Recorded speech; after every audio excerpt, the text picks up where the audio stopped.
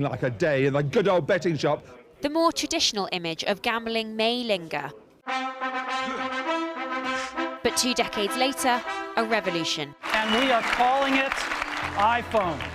It's called Android. But smartphones have thrust this British pastime into the modern era. This is now the new world of betting. Yes! But when the games end, these are the people left behind, marching in Newcastle to remember their loved ones. 400 suicides each year are linked to gambling in England. The poorest in society gamble the least, but are the most vulnerable. I had a 12-year addiction that started at 16 years old, the thing that was destroying my life for 12 years. The industry's worth billions, but what price for life does that leave me with? 10 ministers have come and gone since the government promised to review the gambling industry nearly 3.5 years ago. The latest one finally fleshing out some detail in the Commons today. We need a new approach that recognises a flutter is one thing, unchecked addiction is another. So today we are bringing in our pre-smartphone regulations into the present day with a gambling white paper for the digital age. These new changes will include a mandatory levy on industry revenues, though we don't know how much gambling firms will actually be forced to pay, tougher affordability checks, and a 2 to 15 cap on online slot machines. But all of these measures will still need further consultation. I always bet on the underdog. Missing from the draft legislation, a ban on advertising, something campaigners had been told would be included. This is an industry that bankrupts its best customers. It churns through its best customers very, very quickly, and it needs to replace them, and that's why it spends 1.5 billion a year on advertising. Now, the UK public are sick of this, and actually poll after poll shows that a majority of the UK public want to see a ban on gambling ads completely. The government hasn't taken any action on them today in this white paper, which is desperately disappointing. The group, who represent 90% of the gambling industry, firms like Paddy Power, Ladbrokes and William Hill, have no problem with the government's proposed changes. When you have 22.5 million customers, that figure means that the vast majority take part in these activities perfectly safely and responsibly. But we are not in any way complacent.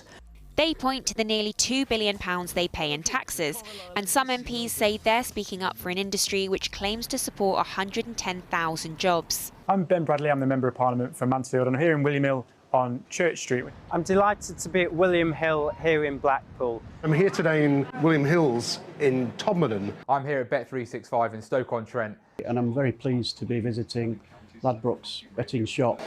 I think it's the companies themselves that have done the big lobbying. They've lobbied with the Treasury like mad. They've lobbied the government at Downing Street as well. And I think that's what's led to some of this slightly, hesitant position on some of the white paper.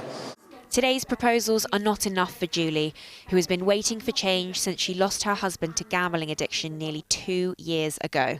I'd love to see the CEOs of these gambling industries, £14 billion net a year profits.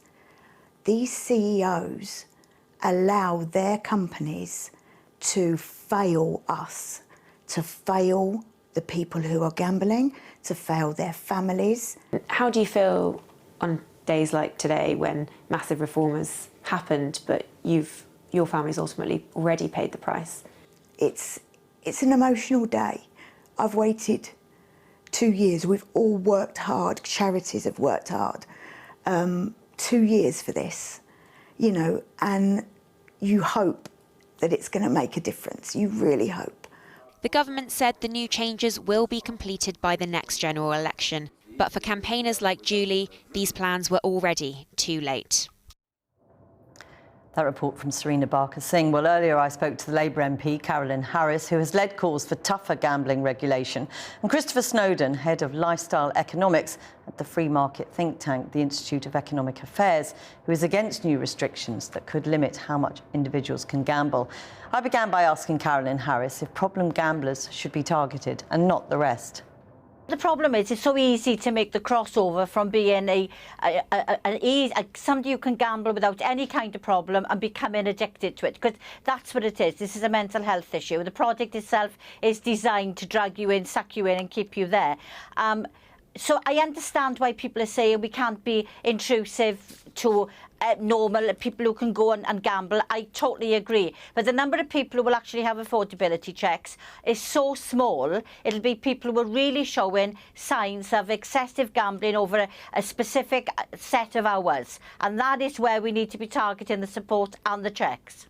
I mean, Christopher Snowdon, Ian Duncan Smith, former Tory leader, not a man who I imagine would regard himself as a nanny state leftist, says gambling companies hunt down problem gamblers. If you lose a lot, they like you a lot. So what is wrong with affordability checks on vulnerable people? I think the problem is that the triggers are too low. So they're looking at triggering the first affordability check at £500 loss or spend per year. That really isn't a great deal, at which point they'll look for basic things like county court judgments and so on. But let's say you do spend £500 a year gambling, and let's say you have a CCJ. What happens next? Do you just get banned from gambling? Are you not allowed to gamble online anymore?